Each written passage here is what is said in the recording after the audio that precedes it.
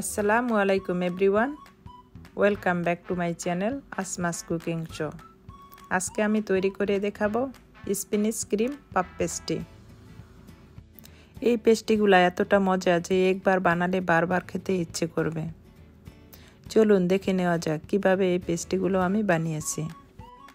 এখন আমি ক্রিমটা রেডি করে নিব। এখানে আমি রিকর্তা চিজ ক্রিমটা নিয়েছি। এখন আমি ক্রিমটাকে ভেঙে একটু নরম করে নিব। এর সাথে দিয়ে দিব সিদ্ধ করা স্পিনিশ শাক আর দিয়ে দিব একটা ডিম। এখন তার সাথে দিয়ে দিব ব্ল্যাক পেপার আর এখন দিয়ে দিব স্বাদমতো লবণ। এখন এগুলোকে একটু ভালো করে মিশিয়ে নিব। এই কাজটা একটু সুন্দর করে করতে হবে। এখন আমি পেস্ট্রিগুলো বানিয়ে দেখাবো। এই পাপ পেস্ট্রির শীট দিয়েই আমি পাপ পেস্ট্রিগুলো বানিয়ে দেখাবো। আমি এখানে এ ধরনের একটা পাপ পেস্ট্রি নিয়েছি। আমি এটাকে কেটে 4 ভাগ করে নিব। এবার আমি পেস্ট্রিটাকে রুটি বেলে নিব। রুটিটা একটু মোটা করে বেলবো। এখন এটাকে 4 ভাগ করে কেটে নিব। এটাকে সমান করে ভাগ করে কেটে নিব। আপনারা দেখেই বুঝতে পারছেন আমি কিভাবে কেটে নিয়েছি। শীটটাকে আমি চারদিকে সমান করে কেটে নেব।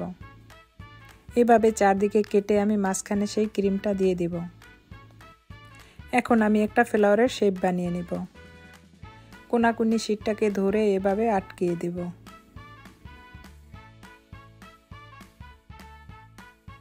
তারপর দুই সাইডের মুখটাকেও আবার লাগিয়ে দেব। আবার অপর সাইডটা করে সেই একইভাবে লাগিয়ে দেব। লাগিয়ে আবার দুই সাইডে এভাবে পিছন সাইডটা আটকিয়ে দেব। এভাবে আটকিয়ে দিয়ে মাঝখানে চাপ দিলেই একটা ফ্লাওয়ারের শেপ আসবে।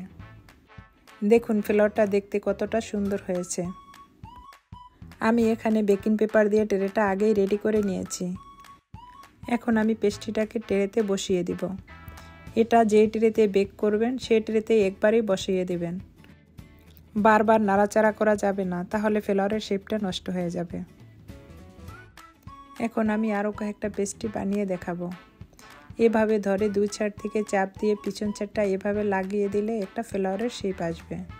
আপনারা দেখেই বুঝতে পারছেন কাজটা আমি কিভাবে করেছি। এভাবে একে একে আমি সব পেস্ট্রিগুলো বানিয়ে নিব। এখন আমি একটা ডিম ফেটিয়ে নিব। ডিমটাকে ভালো করে ফেটিয়ে আমি পেস্ট্রিগুলোর উপরে ব্রাশ দিয়ে লাগিয়ে দিব। এভাবে প্রতিটা পেস্ট্রির উপরে আমি ডিম ব্রাশ করে লাগিয়ে দিব।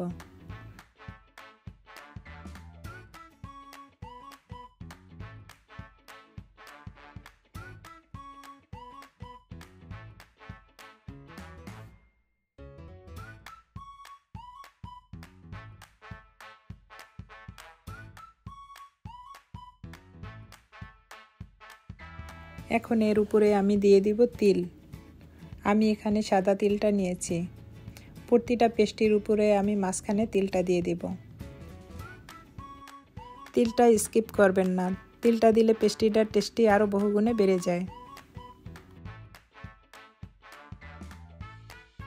এখন আমি একটা ইলেকট্রিক ওভেনে 180 ডিগ্রি সেলসিয়াসে 20 মিনিটের জন্য বেক করতে দেব।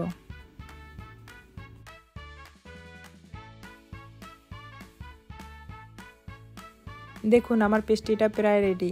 এখন আমি বের করে নেব। দেখুন আমার পেস্ট্রিটা দেখতে কতটা সুন্দর হয়েছে।